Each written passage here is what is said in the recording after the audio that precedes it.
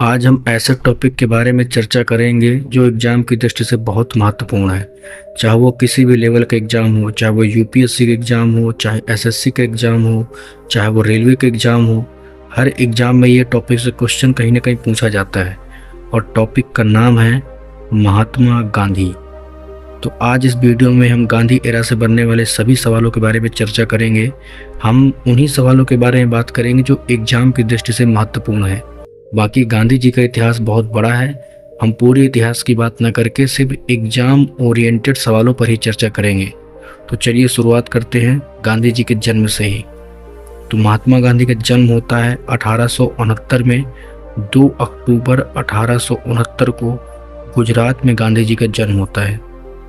अगर हम बात करें गांधी जी के माता और पिता के बारे में, तो इनके पिता का नाम मोहनदास करमचंद गांधी था। मोहनदास करमचंद गांधी। और इनकी माता का नाम पुतलीबाई था। अपने जीवन में जो सादगी इन्होंने सीखी थी, अपनी माता से ही सीखी थी। और कहते नैतिक विचार उनके थे, कर्तव्यपरायण कितने थे, ये इन्होंने अपने पिता से सीखा था। 1893 में वे वकालत की पढ़ाई करने के लिए ब्रिटेन चले जाते हैं और ब्रिटेन में जाकर अपनी पूरी वकालत की पढ़ाई पूरी करते हैं।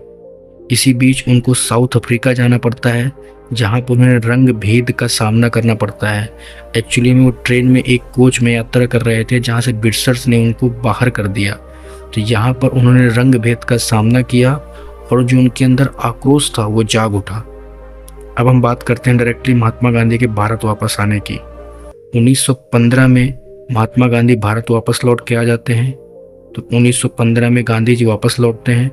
जिस दिन महात्मा गांधी आते हैं उस दिन को प्रवासी भारतीय दिवस के नाम से मनाया जाता है।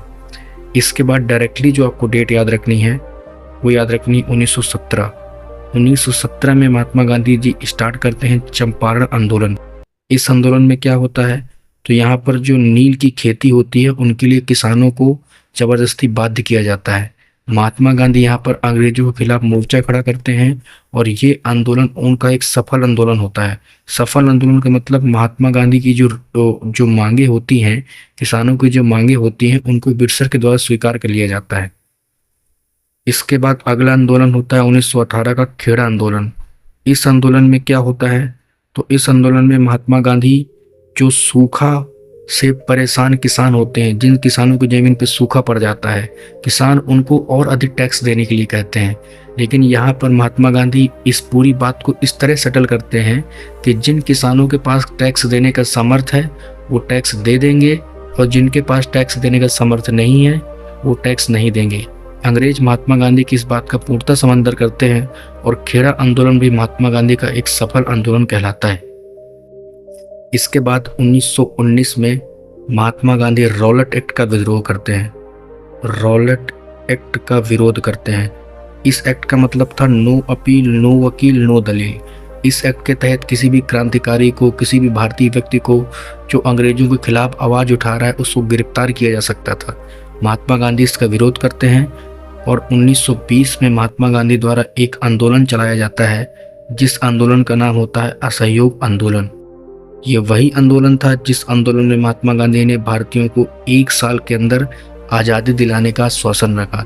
ये वही आंदोलन है जहाँ पर विदेशी वस्तुओं का बहिष्कार किया गया, विदेशी चीज़ों को जलाया गया और इस आंदोलन में दरख्वास्त की गई कि कोई भी भारतीय अंग्रेजों को सहयोग ना करे। इसका मतलब अगर कोई भारतीय व्यक्ति अंग्रेजों की अदालत में काम करता है वो काम करना बंद कर दे, किसी अंग्रेजों के अधिकारियों के ऑफिस में काम करता है वहाँ जाना बंद कर दे।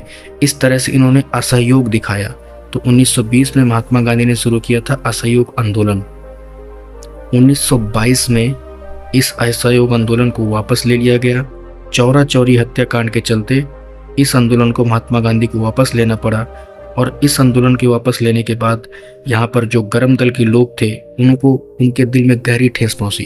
जैसे चंद्रशेखर आजाद, भगत सिंह, जो महात्मा गांधी को फॉलो करते थे, कहीं ना कहीं उनके अंदर एक थोड़ा सा आक्रोश की भावना आई कि इस आंदोलन को वापस नहीं होना चाहिए था। इसके बाद डायरेक्टली हम बात करेंगे 1930 की, जहाँ पर महात्मा गांधी ने 12 मार्च से 6 अप्रैल तक दांडी यात्रा चलाई।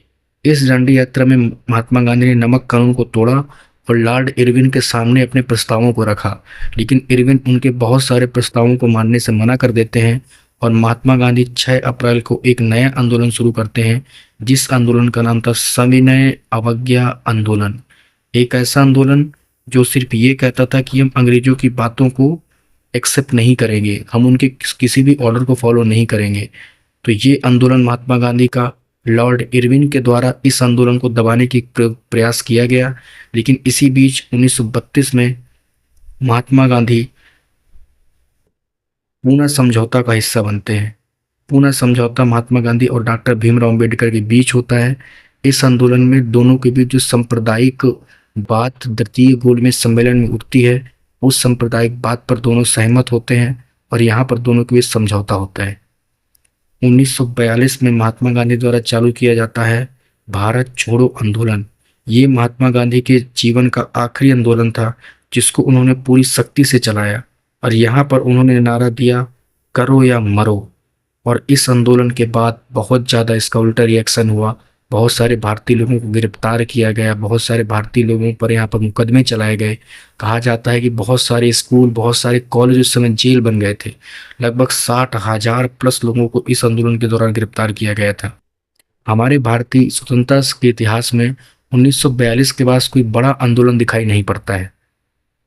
इसके बाद 30 जनवरी 1948 को महात्मा गांधी की गोली मारकर हत्या कर दी जाती है और यहाँ से महात्मा गांधी का वीर इतिहास भारत से हमेशा के लिए जुड़ जाता है।